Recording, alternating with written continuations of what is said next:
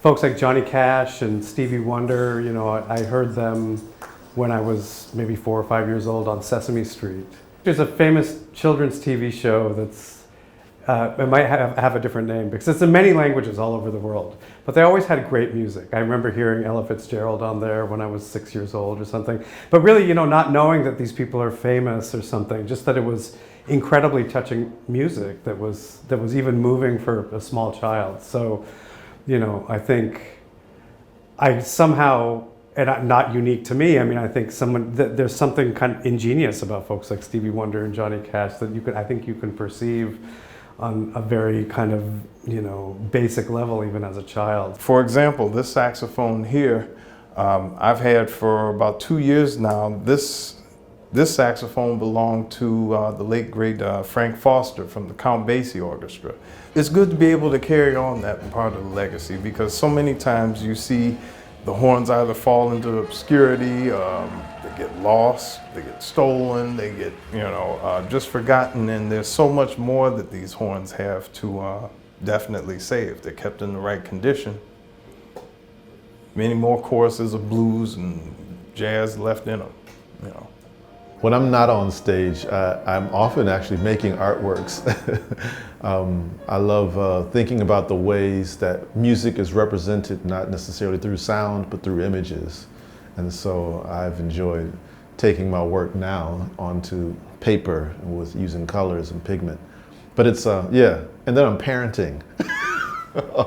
So yes, I'm a busy person, but I think we're all busy. I do have 2 children. I mean, they're older now. My oldest is 19 and my youngest is 17. But I can remember when they were really young and I would have to leave and my daughter would cry when she would see me off to the airport and it would like break my heart. There are some times where I'm like, okay, I gotta set aside this week or 2 weeks, shut down and just have some time for myself, have some time for my family, because if I don't do that, then I'm no good for the music when I step on stage. And you definitely need that, and I've definitely learned that as I've gotten older.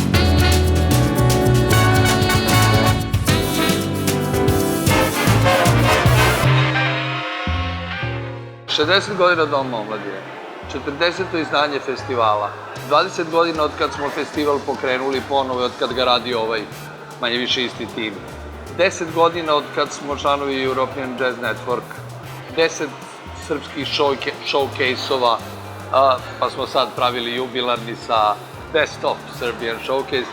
Dakle, baš su se potrefili razni jubileji što je donelo izvesnu odgovornost da bude malo drugačije nego uobičajena izdanja, ali da zadrži neke osobine koje festival ima poslednjih 10-15 godina.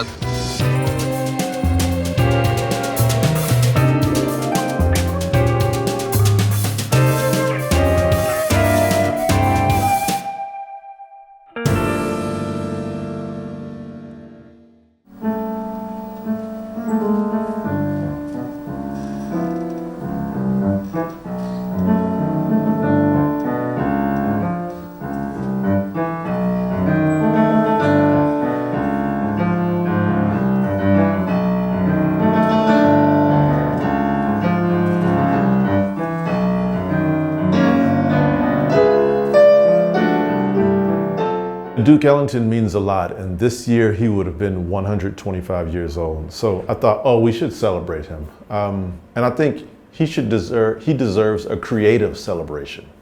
And I think playing solo piano Ellington is something some of my favorite pianists have done. So I also want to be like them. And yes, I use it as a way of escape because Ellington writes songs that do not sound like my songs. They sound very different because they're from a different age. And how to find a way into those songs to find a relationship, you know, between us is important. But I feel like I'm cut from the tree of Ellington. He has had the most impact on my favorite pianist, Thelonious Monk.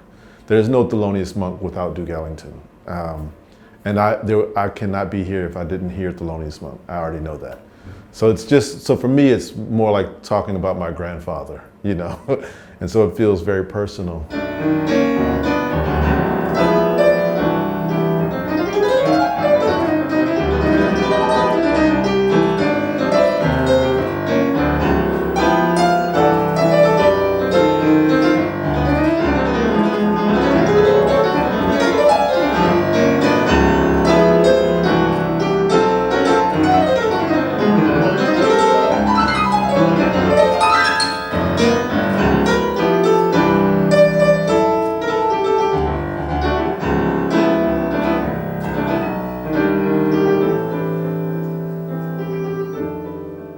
I was taught by great teachers, and the teachers often they gave a balance of here's things about technique, studying, right?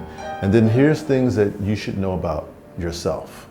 And so I had to figure out how was I going to fuse all of that knowledge. And I know for myself as a teacher, now I try to do the same for my students. Here are the things you should work on: dynamics, technique, you know, composition, how to play well with others, you know. But then I tell people, you know, you should also just be a decent human being. That's real life. When you're on the road with a band, most of the hours spent are traveling. They're not spent playing.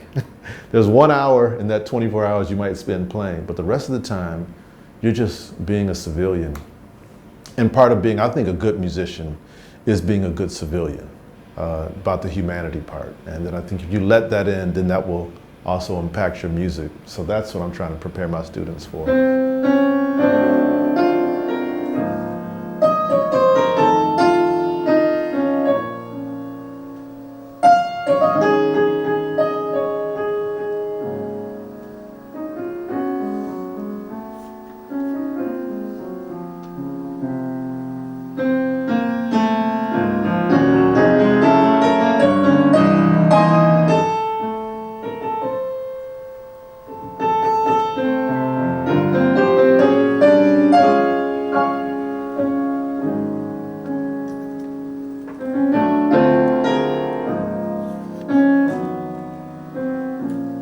Get to a piano and then you're like, well, I hope this is a good piano. But over the years, two things have happened. I've become a better pianist, one, and the other is I try to be specific about the kind of piano I want.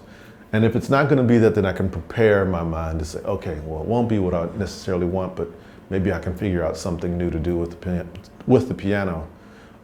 It is hard, but I think, you know, my favorite musicians dealt with worse conditions, so I don't complain.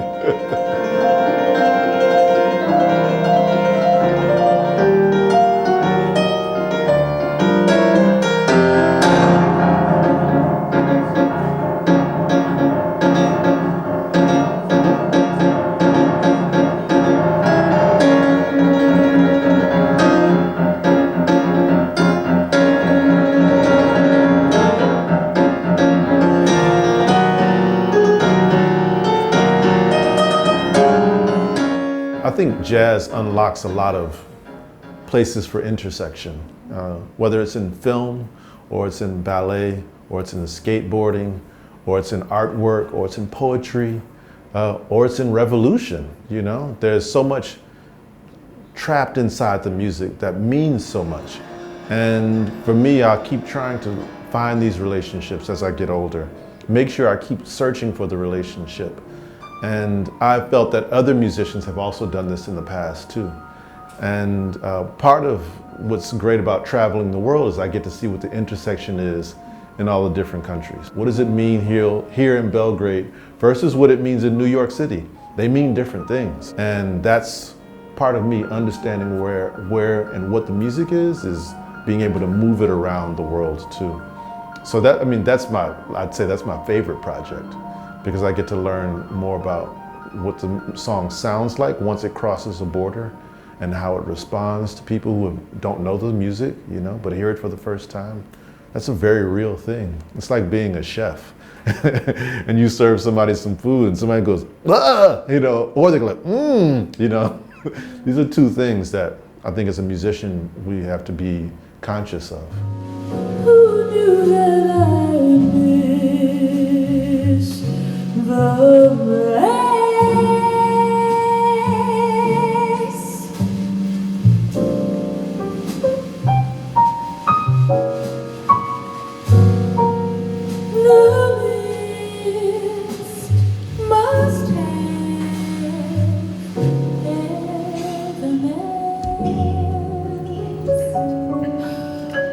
I don't even remember what we played tonight because most of the set list was improvised, but we did a couple Kate Bush songs, Wuthering Heights and Breathing. We did a few of my original songs.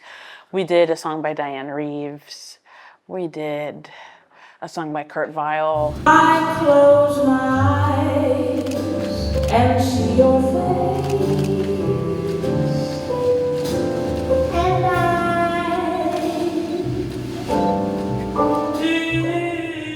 The set is always, no, sometimes I plan the set out, but today it felt like I wanted to be a little bit more spontaneous. Thinking about anything but now. Thinking about anything but now. Rekli smo, ajde da vidimo koji su to ljudi koji su u ovih 20 godina izazvali neki poseban utisak svojim nastupima u Beogradu i da neke od njih uvrstimo u program ovogodišnje manifestacije uz ove što ćemo premijerno predstavljati.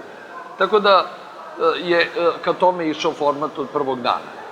Cecil McLaurin Savant je moja davnašnja želja, ona je premijerno bila u Beogradu na pravom mestu u MTS dvorani Domu sindikata, a Bill Frisell takođe premijerno u Beogradu na zatvaranju manifestacije, tako da je to nekako okružilo festival sa dve velike svetske premijere. Big Band RTS-a je najviše puta nastupao na festivalu, pa je logično bilo da ih zovemo ponovo i to baš da budu na otvaranju, uz Alana Broadbenta koji je svirao sa Charlie Hayden Quartet Fest, ali je program bio poludirigovan, znači bukvalno smo se Broadbent i ja razmenjivali mailovima kako će da izgleda program koji bi proslavio i te prve godine Newporta kroz osvete nekim značajnim licima iz sveta džeza koji su nastupali u Beogradu ranije, te su tu bile posvete Milesu, Charlieu Haydenu, Monku, Dizzy Gillespiju i na taj način smo zaokružili taj deo, pa je Big Band još dodao jednu numeru posvećenu Bennyu Golsonu, sa kojim su nastupali 2006. kad se festival vratio Beogradu i jednu numeru posvećenu Bubiši Simiću koji je ove godine slavio 100. rođendan i koji je bio dugogodišnji lider njihovog orkestra i zatvaranje uz Buena Vista All Stars kao takođe referisanje na mnoge godine kad smo imali kubanski muzičari koji su ovde lepo prolazili, taj šok koji je Irakere 78. godine izazvao nastupajući prvi put pred našom publikom u onoj ekipi koji su bili Čučo Valdez, Paquito i Arturo Sandoval.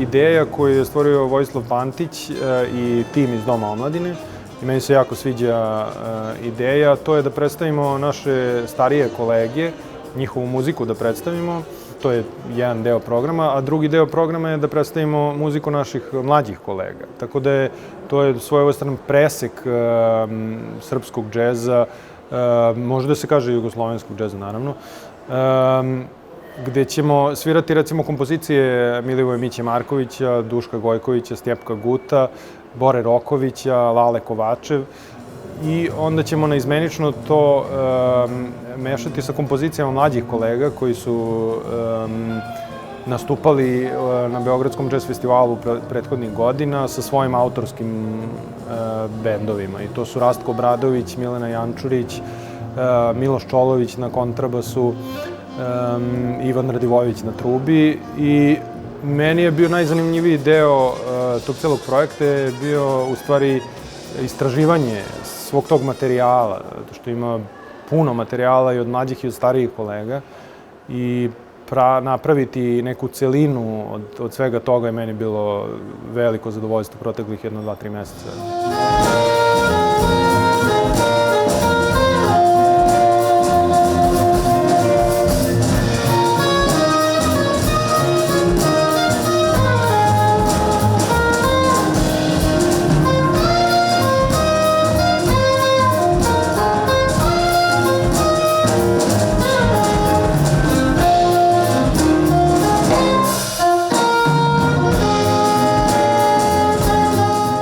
Moj otac je jako volao Boru Rokovića i imali smo neke ploče Bore Rokovića, tako da kada mi je Luka javio da ćemo svirati Nonu i Witch Circle, bio sam jako srećan zbog toga. Da, što se tiče ostalih, naravno svirao sam i sa Stjepkom i sa Duškom, njegove kompozicije, tako da kažemo već sam upoznat sa tim pesmama od ranije.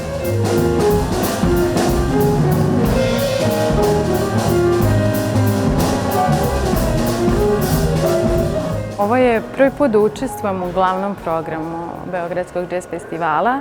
Nastupala sam tačno 26. oktobra, znači na današnji dan, ali prije 2 godine, u sklopu Serbian Showcase-a, koji se srećom održavao isto u ovoj sali. I te godine sam imala tu sreću i zadovoljstvo i da otvorim Beogradski džez festival.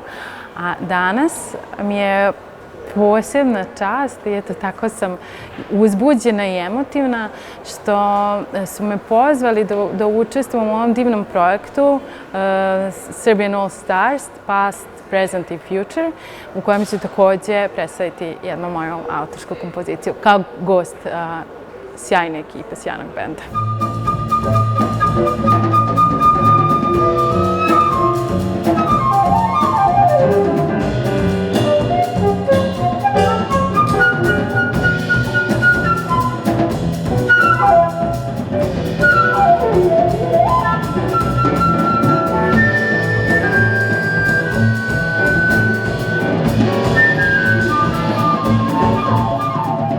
Shapes and Stories, album, moj autorski prvenac, je izašao 2021. godine za italijansku izdavačku kuću Ama Records, Ama Edizioni.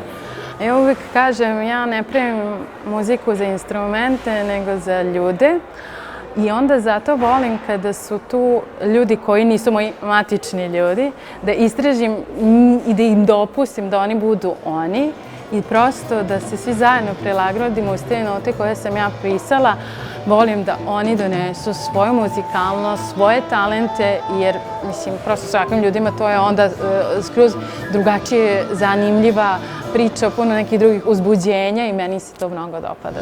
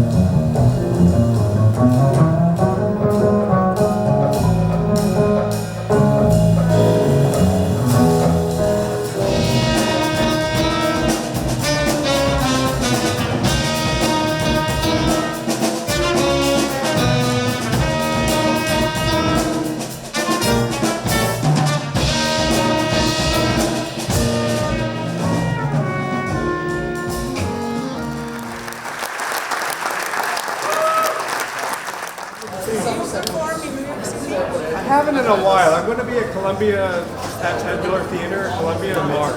See, I need to take him on the road with me. I've been wanting to do a trio album for a long time, so it just seemed like the right opportunity, the right time to do it. But also, it coincided with me wanting to do an album for the first time of music that was not written by me. You know, I think prior to this, there were maybe 16 albums of original music, and it just felt good to play other people's music. And it's something I really enjoy. I just haven't done it, you know, in a recorded format or in a, like, you know, playing festivals and clubs. But, you know, there's this perception that if you're playing original music that you don't enjoy playing standards, or maybe that you don't even know how to play standards. And, you know, it's nice to dispel those myths.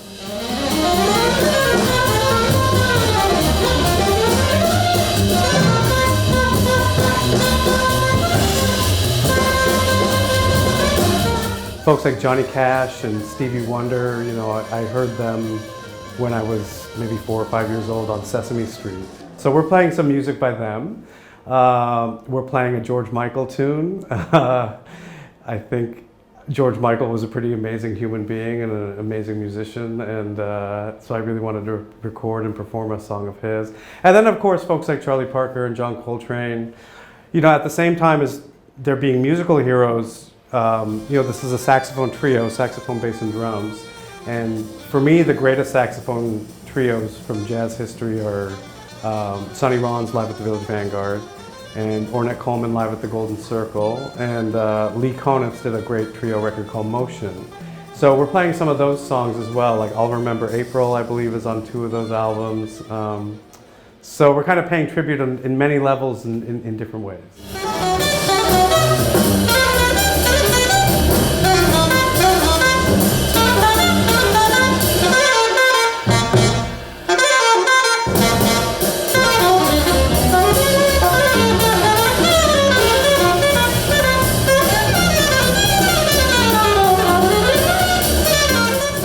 Princeton is a very interesting program because most of my students are not intending to play music for a career. It's more, they play music well. They're the typical Ivy League student who's really, really good at lots of different things, but they wanted a different sort of education. Maybe they wanted to study something else. I think that many of them could have gone to all the big famous jazz schools, but you know, maybe they wanted to study history or electrical engineering or medicine or whatever. So it's a great format to create, you know, a very fertile environment for them to keep playing. And because we're not so concerned with training musicians to make a living, we're able to have larger conversations about what the music means. What does it mean socially, culturally, historically? What impact does it have? How can music be a way to organize community, you know, as a form of protest?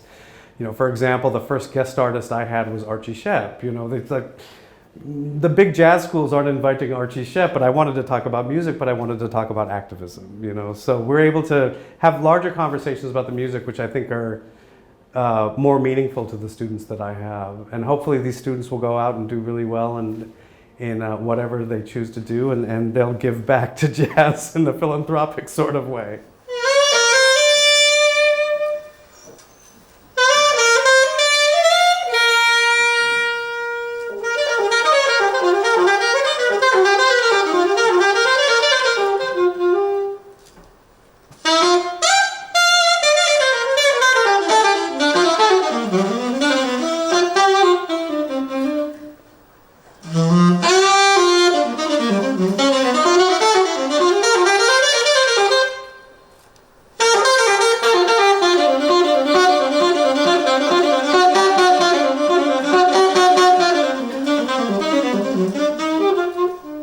I'm in kind of a funny place. I think, you know, COVID messed me up in a lot of ways, like it did for most musicians.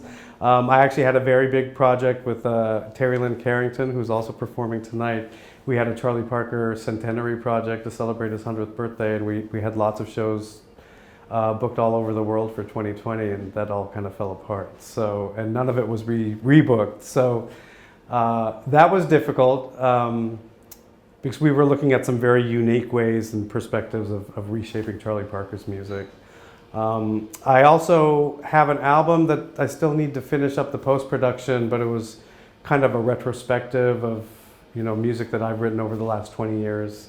It was supposed to be geared towards my 50th birthday, but here I'm 53 and the album hasn't come out yet, but hopefully next year. But lately I've been exploring a lot of electronic audio processing, and I have a really great MIDI controller made by Yamaha, so I have some ideas about a very kind of electric sort of project next, hopefully in the next year or two.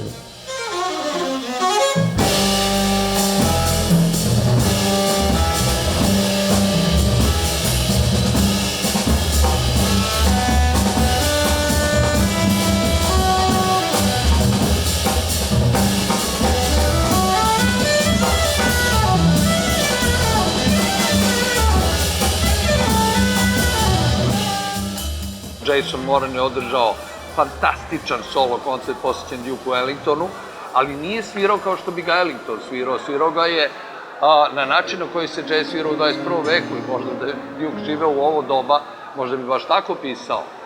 A Duke je otvorio taj prvi festival 71. Šta ćeš bolje posvete? Kompost Dry, austrijski sastav koji smo izabrali među 15 austrijskih sastava koji su nastupali na festivalu, mi se zahvaljivo posle koncerta kao ja, hvala vam što ste nas zvali. Mi 1 godinu i po dana nismo svirali i sad smo otkrili ponovo energiju među nama i sad ćemo da nastavimo zajedno. Tu je bila Anat Cohen, onaj prvi put kada je došla i svirala Bolujem ja u Kolarcu, niko nije znao za nju u svetu, je tek počela da dobija te nagrade koje je dobijala. Sad Anat Cohen dolazi sa 17 vezanih nagrada Jazz Journal Association za klarinetistkinju godine. Cecilija onda javno ovde 1200 ljudi koliko je bilo pozvala da sutra dan dođe da slušaju Anat Cohen.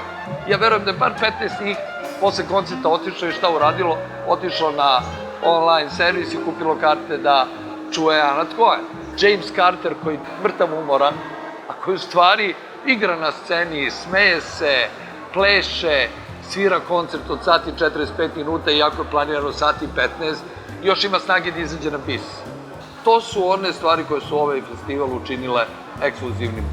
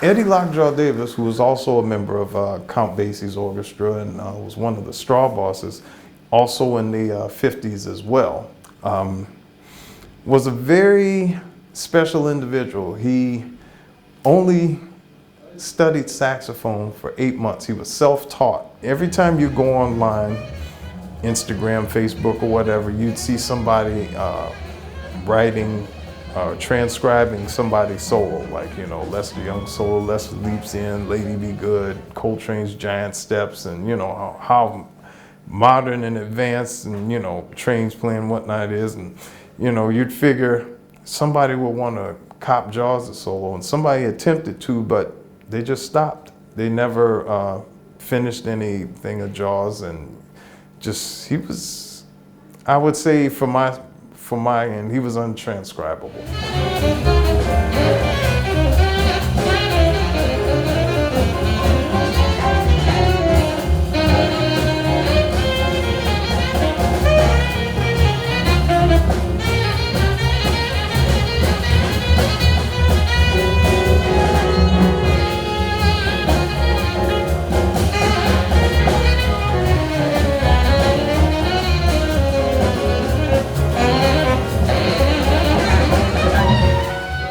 Tradition began with my musical father and teacher, Donald Washington. He taught me privately before high school.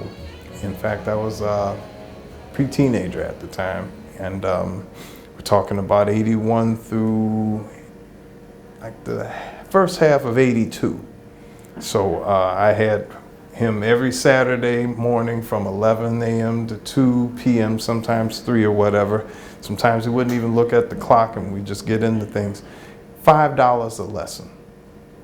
So $20 a month, grand expertise, you know, from this cat, always lending, you know, making copies of records, tapes, lending me records, and also I can copy them and study them and this, that, and other. That's where the actual legacy and admiration for it began and got forged. As far as the Basie arrangements were concerned, I went to high school where the late Ernest Rogers was the band director. He was my band director. We never had a formal lesson. So he taught jazz band, marching band, concert band, and Mr. Rogers was a member of the Jimmy Wilkins Orchestra, which was the resident big band in our town, Detroit. Jimmy Wilkins and his brother Ernie Wilkins were members of the Count Basie Orchestra, the new, what they call the New Testament Orchestra after the World War II was over and whatnot, and he started up a new band. So Jimmy Wilkins, his brother Ernie, was one of the chief composers of the New Testament band, along with Frank Foster, who composed the tune Shiny Stockings.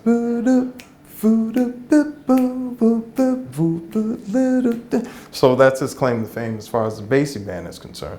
So being of such, Ernie, had privy to all of those big band arrangements that were straight from Basie's book. He copied them and brought them over to the jazz band, and technically we were Basieites.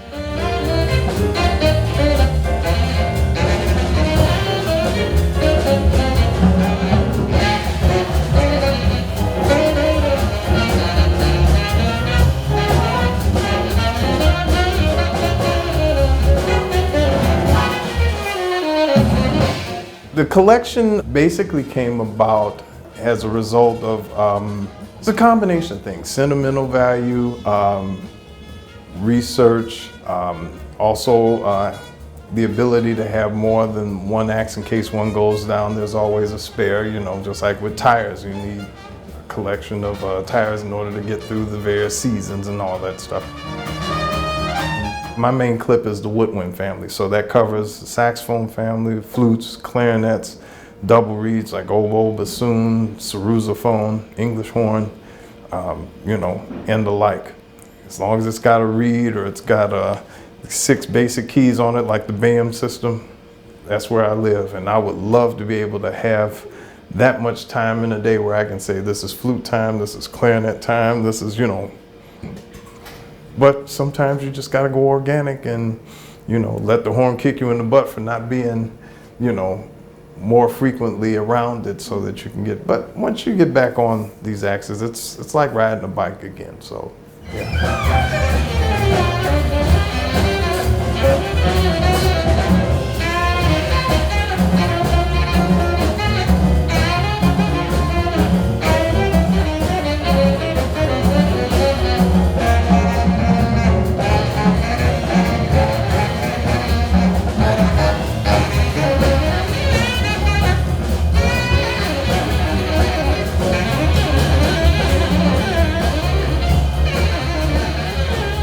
Actually, it's my personal velvet revolution because I was playing a lot with guitars, drums, and basses and everything. And so actually I wanted to have my velvet sound a little bit come out more. It was more like an inner revolution.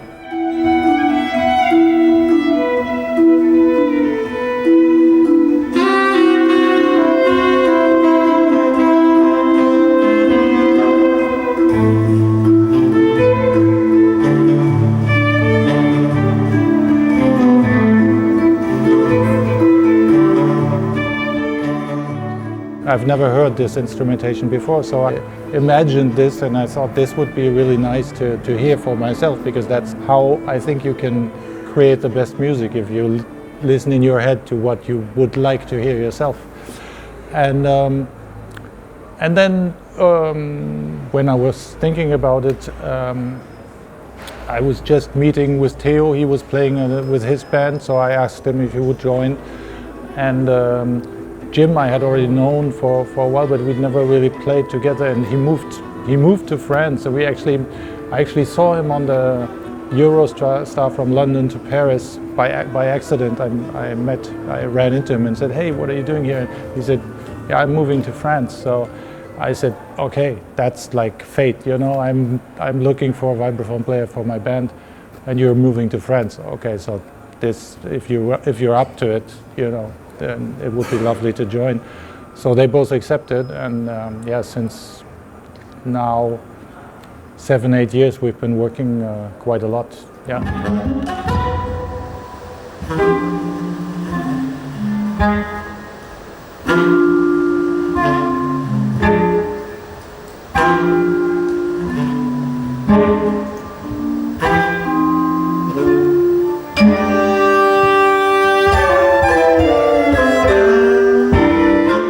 The first album was really written by me in an abstract way. I didn't know how it was going to sound, really. It was more like trying to find something. And then we did the second album, which was already a result of the tours we had done, you know.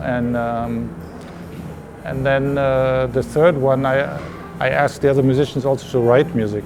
So it's really an evolution from a personal project to a real band.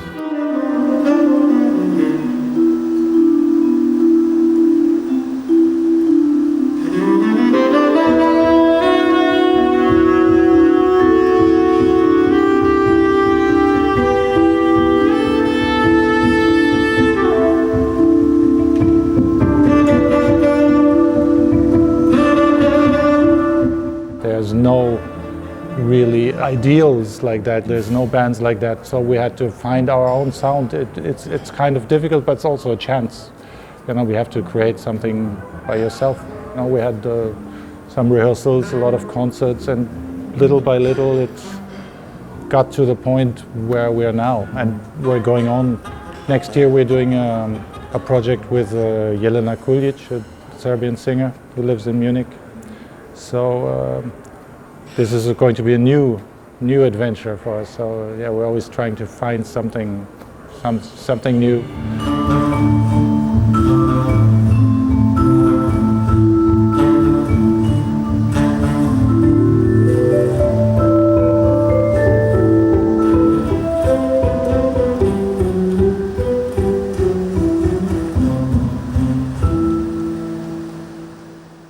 Tonight we're going to hear some music from our last two albums, Diatom Ribbons and also Live at the Village Vanguard. And it's a lot of music from artists that have inspired me, people like Jerry Allen and Ronald Shannon Jackson, Wayne Shorter, so some really inspiring artists, and then also some original compositions of mine.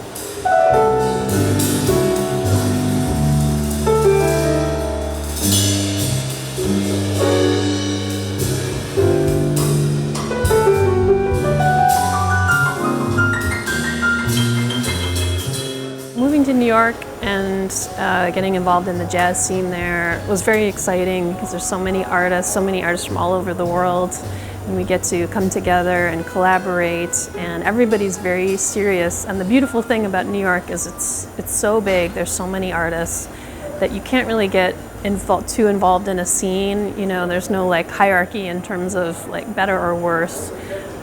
People are always collaborating from different scenes, and because of that, there's a real melting pot of the music in terms of influences and inspiration.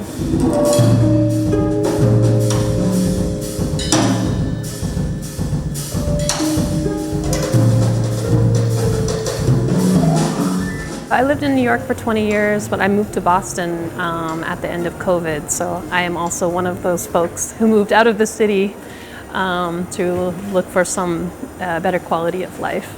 But you know, I miss New York, the scene there, the music scene is thriving, and I go back to get my fix and be in the music, and then go home to the trees and, and nature.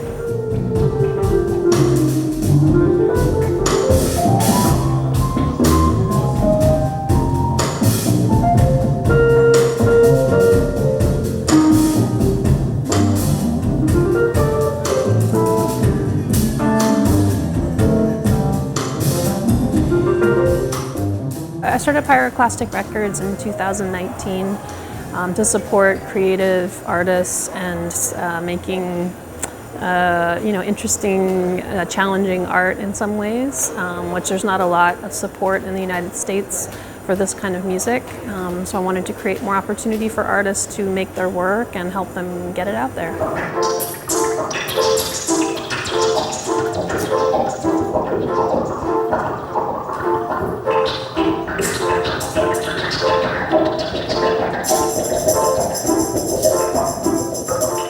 I have a very long title at the Berklee Institute of Jazz and Gender Justice. I am the Associate Program Creator of Development. And basically that means I get to do cool stuff. I get to set up cool opportunities for students and addressing gender and racial equity in the music. So it's very meaningful work. And we did a really cool project a couple of years ago called The New Standards, Compositions by 101 Composers, by women composers. And that book has become curriculum for a lot of schools all over the world. Artists are using it for their projects. So it's had a real impact in terms of shifting the jazz canon and making more awareness around women composers in jazz.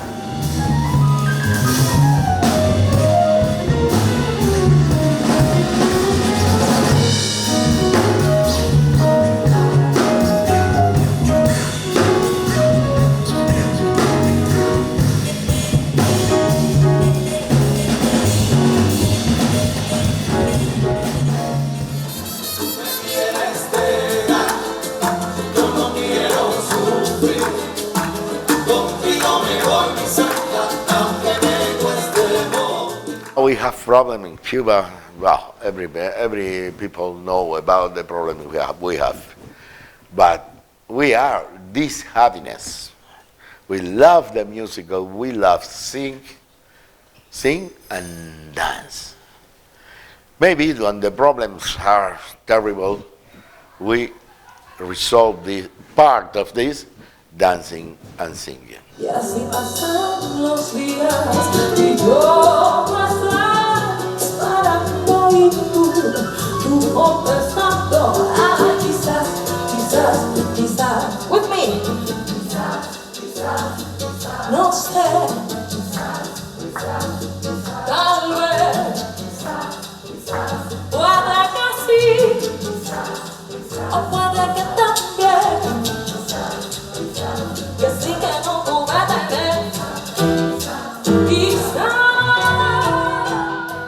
The repertoire is based in the music of the 50s. In the 50s was the golden age of the Cuban music.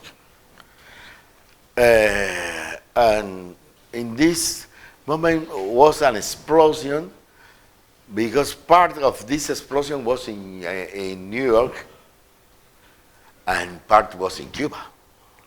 And all of these in New York, Cuban and Americans together making some kind of, some people are listening to me can remember the mambo, Perez Prado and the mambo. This age was great because musicians from USA and Cuba worked together in New York, and Cubans in the other side of the Caribbean Sea make the same thing. Sufro la inmensa pena de tu extravío, siento el dolor profundo de tu partida y lloro sin que sepas el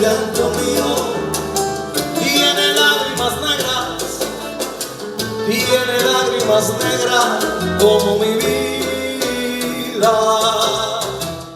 It's not easy to conform this kind of team, because the people, sometimes the people you want is not close to you. You must select from this from Cuba, this from Spain.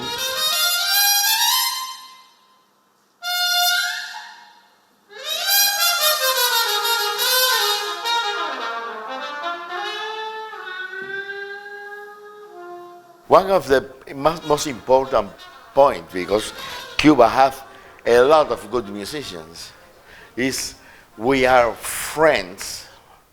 We are a happy team. I'm working with these guys during many years, and this fun is the most important thing. Good person, a good musician. You enjoy the music, Cuban music, we are happy.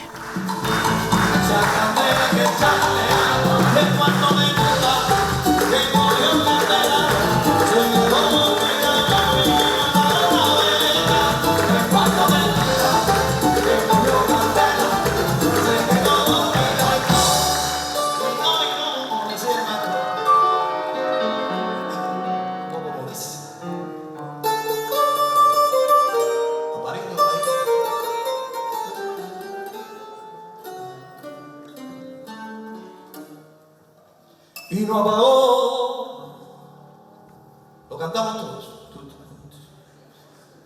no apagó la vela.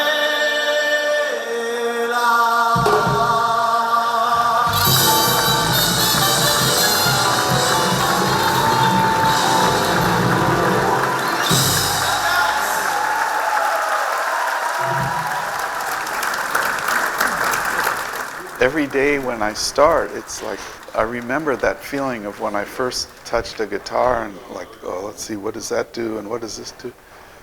It's the same feeling, but also I'm trying to stay connected with that.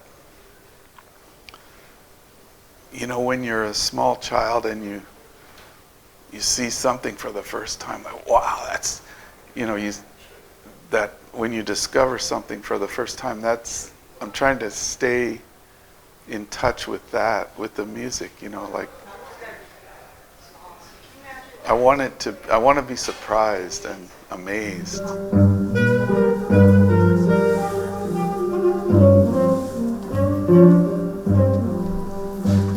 I'm from Philadelphia originally, and all my teachers were adamant about teaching me the drums, not necessarily teaching me to be a jazz musician. They were teaching me the instrument and being able and available to learn different styles that this instrument can provide you with. You know, a lot of my teachers back in the day would say, you never know who's going to call you on the phone, so you have to be ready and willing and able to play any style of music that you're called upon. So for me, I don't really see it as a difficulty. You know, I again see it as like, you know, a moment and hopefully try to rise to the occasion and you know, and make whatever the leader needs. You know, I feel like as artists, we're in the service industry. We're here to serve the music. So whatever the music is asking of us, that's what we're supposed to provide. Even if I'm tired, you know, I know that I have to rise to the occasion and hopefully, you know, put on a great show. The audience members that come to see us, they don't really care about what you went through to get here. They want to be entertained. It always feels like you're in the beginning. That's no matter how far you go or no matter how much you learn, it's always, there's infinite what you haven't done yet, you know. So sometimes it's hard to think, wow, there's no way you can finish music. You don't finish it, you just keep trying.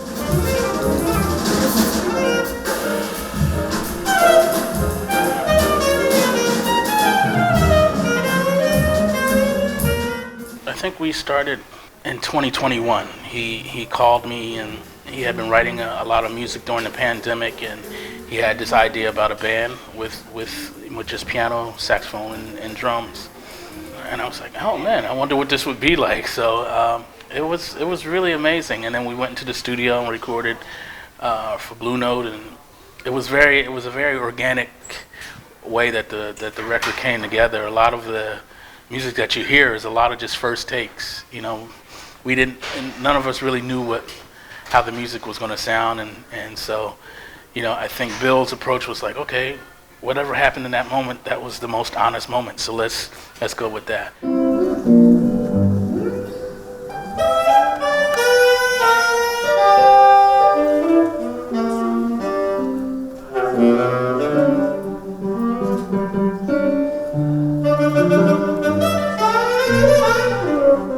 We had all played in different contexts, you know, but never all at the same time. So the very first meeting was the recording, and then now we've gotten to play a lot. You know, we've done, I guess this is the second tour we've done in Europe, and we've toured in the States and played at the Village Vanguard, and so the music has it's changed a lot since that's what's so exciting for me, is when the recording is almost like the first little seed. You plant the seed and then you go play concerts, and it just starts growing in all kinds of directions. For the last, you know, 2.5-3 years, music has really grown, and it's gone so many different places, and there's this I would say like this level of trust that we've grown into, so to speak, and so that we can take these chances and not feel like, oh no, you know, we're not going to have that support. I always know that, you know, Gerald is going to have my back, Greg is going to have my back, Bill is going to have my back, and vice versa. I'm going to have their back, so they have the freedom to try whatever they want to do and not feel like, oh no, it's going to, I'm going to mess up or something. So yeah, it's been really wonderful.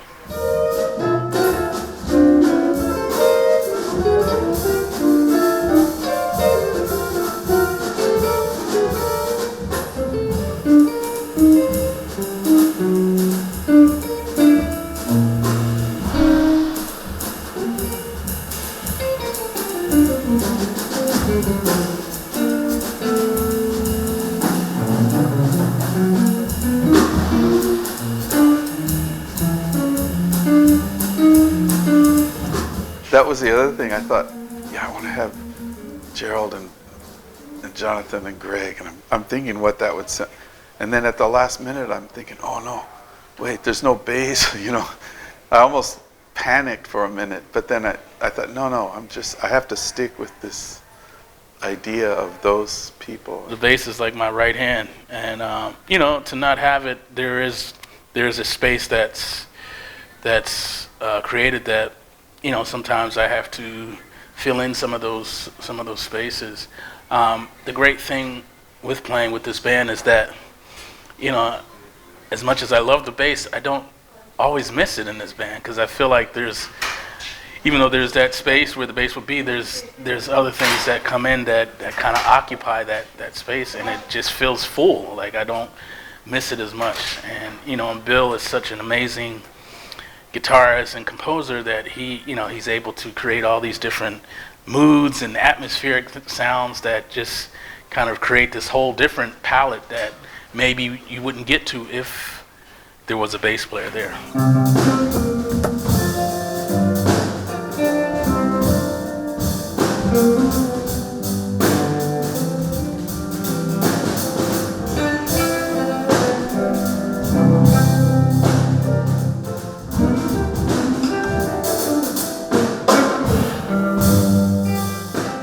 That's why I have them, because I want to be not sure what it is.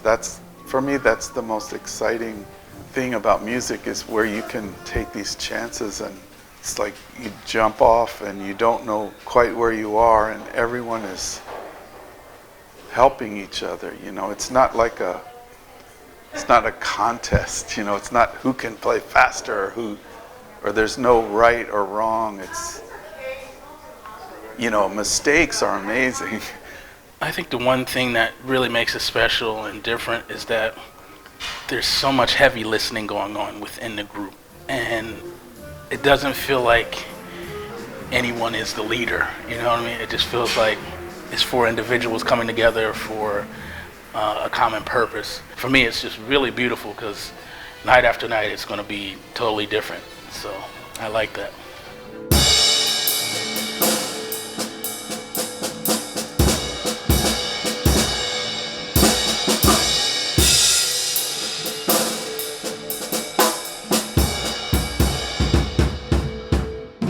Program koji se zove Serbian Showcase, koji već 10 godina postoji, ali ove godine prvi put u novom formatu i moj utisak je jako pozitivan. Taj novi format znači da umesto što band nastupa u koncertnoj jednoj varijanti, to se dešavalo na kraju večernjeg programa u Amerikani prethodnih godina.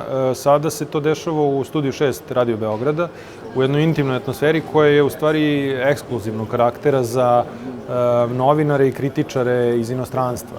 I veoma mi se svidelo zato što nakon koncerta mi imamo direktan kontakt sa njima, a do sada je bilo kad se odsvira koncert, tu je i velika publika i dosta stvari se dešava, tako da u stvari se mi ni ne upoznamo sa tim kritičarima i novinarima iz inostranstva koji posle su uvek, nakon tih koncerta su pisali kritike i o nama, ali nekako nismo imali ovako kontakt sa njima. Tako da je danas smo nastupali s našim bendom Ščime i jako mi se sviđa taj novi format.